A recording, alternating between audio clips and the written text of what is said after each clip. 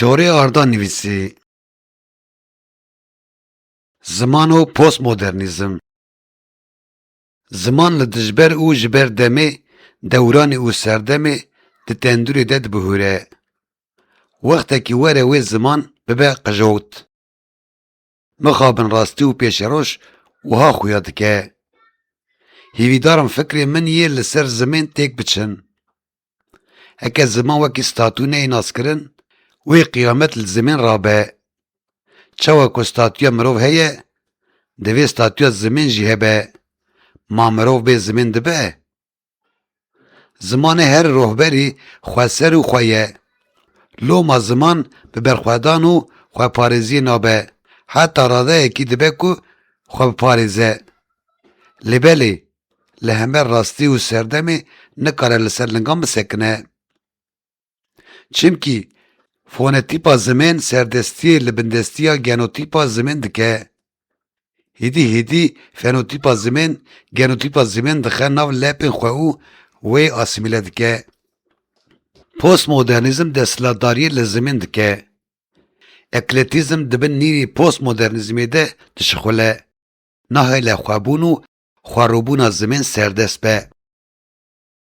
وکی هم دزانم که ده فلسفه اکلتیزمی ده هر تش به هر تشتی رد به اکلتیزم هر کسی دنوا خودت حالینه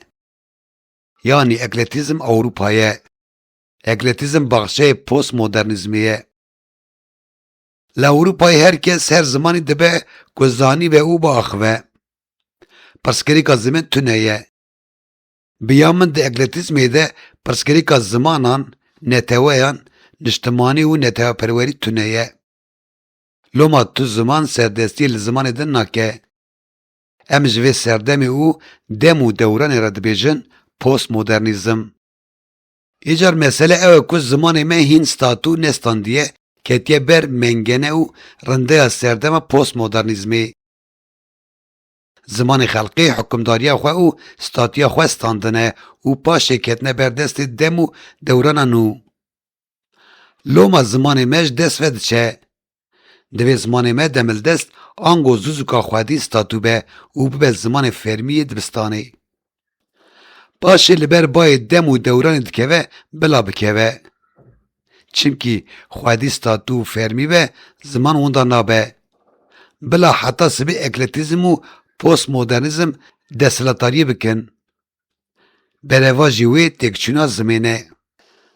حتی که زمان هبونا خو آوا نکه وی لبر بی بچه زمان رهبره که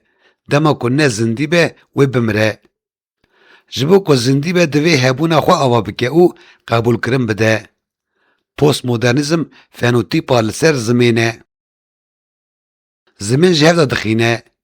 گنوتیپا زمین جهو دا چرینه اکلتیزمه وکی لاستیک معجونی او بینشته ود زله ناهیله گنوتیپ لسر نگی خواه بسکنه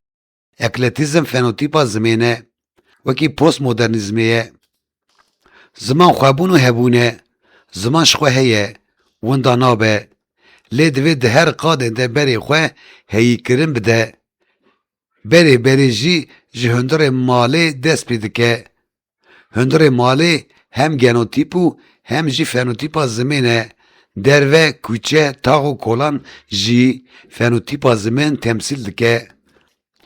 هکه گنوتیپ و فنوتیپا هندر مالی تک بچه حوجه کولان کوچه و تاغی جی ناکه لوما زمان حوجه سر کوک اساس خواه آنگو لسر گنوتیپا خواه بلنده به بسایه زمان اکیدن بلند به انجام تک چونه گنوتیک خوابونو خویبونه فنوتیپ جی دیتر آنگو ایندنه مهی دیگر دبیجه زمان مالا هبونیه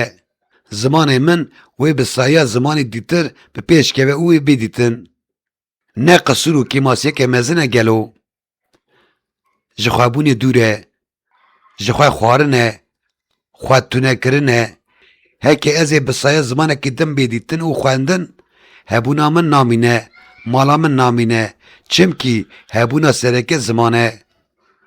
دوار زمین در ریناز جیان وان روژان شماندنه کریبو اوها گوتبو Kesên Kurdî nizanibin, nikarin tê kevin hundir. Heke li ser hemû sazî û rêxistinên Kurdî wiha bê nivîsandin wê çaxê Kurdî wê bi pêş bikeve. Helbet gotina xwe dişibîne gotina Platona ku dibêje